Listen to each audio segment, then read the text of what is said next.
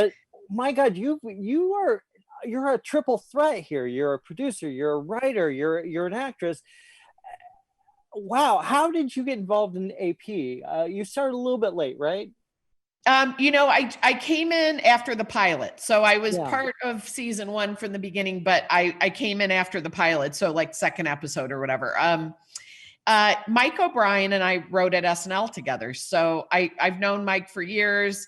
And, when you leave that show and you've had a lot of friends who are comedy writers and they go off and do a show, a lot of times you get a call of, could you do a guest spot, or would you like to do this part? And sometimes if it's something that's just, a quick fun thing, of course, oh, it's so fun to see my friends.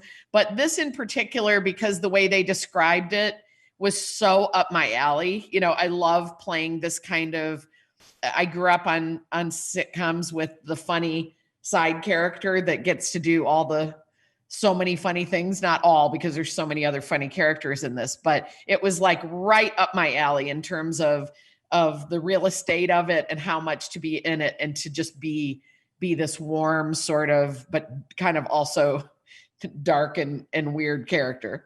Yeah, well, speaking of weird, like I'm watching this and it's funny how dark you guys do go, but the humor, I mean, the whole the class ring lady, that storyline was hilarious. That class ring lady, we had so much trouble with church giggles during that, because the way they wrote it and the way we were just doing it, there was so much desperation in Durbin and Helen of like, hey, look at this. Hey, look at this. Look at my teeth. Like we kept improvising and we were just crying, laughing, because it is just so the Durbin and Helen are so childlike and they just so desperately want to be loved and touched.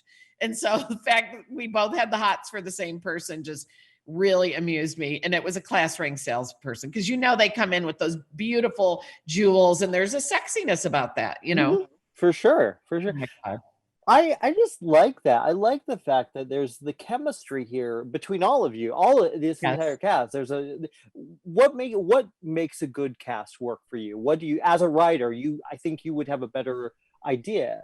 I just feel like the most important thing is that people are generous and they know that other people having their moment doesn't mean they're not going to have a moment. I think there's fear some actors live in fear. They live in fear that they're going to be cut out. They're not going to be significant in it. They're going to be tricked. There's a lot of things and it really happens a lot of times in show business. So sure. They come in sort of sometimes with a guard up of like sussing out, is someone going to try to be, the funny one and make me not funny or whatever. And I just felt like the people they picked and the vibe we have and the writing that we have, it's like everyone's got gifts. Everyone's got a big basket of jokes. They've got a great character and nobody is trying to outdo each other at all. It really is extremely fun and easy to enjoy this cast, and we all do enjoy each other, unless they're all lying to me and they're talking shit about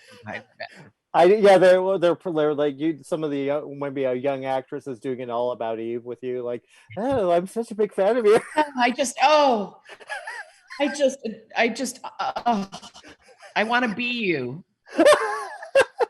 Well, I love Glenn. I love the two of you together. That's so natural. What's he like to work with? Because he's such an interesting guy. Awesome. He's super brilliant. He's super funny. Much, not as much of a schemer as Jack is. No, the real Glenn is not a schemer at all. He's just a genuine, super great dude. And I really can't believe I said dude. I never say dude, but trying to be cool.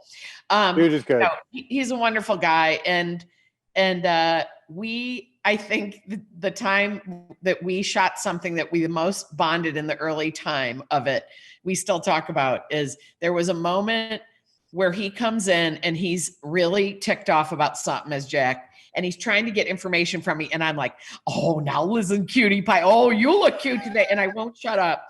And he keeps going, I'm going to kill you. I am going to kill you. And so we just started like improvising of like that he's telling me how he's going to kill me. And I'm like, oh, you're something else. And we got laughing so hard about those people that are just like relentlessly cheery to you, where you're just like, oh, I'm going to kill you. I'm saying it out loud for the police to hear later. Like, I hope I'm being recorded. I know, pull out the phone. Hey, what did you say? What did you say? Yeah.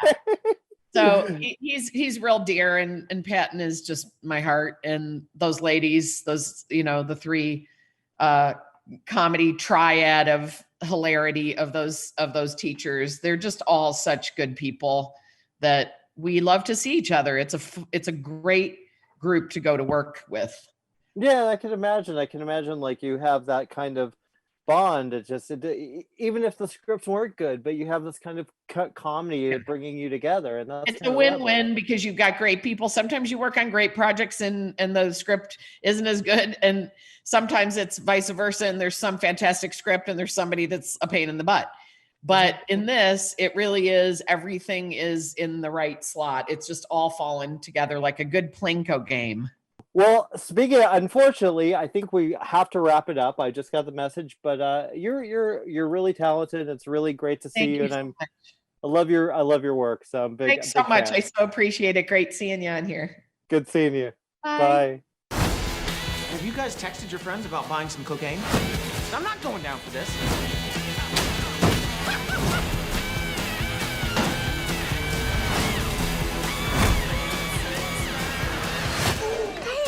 Can we swear now? I think so. Holy Don't call it a comeback.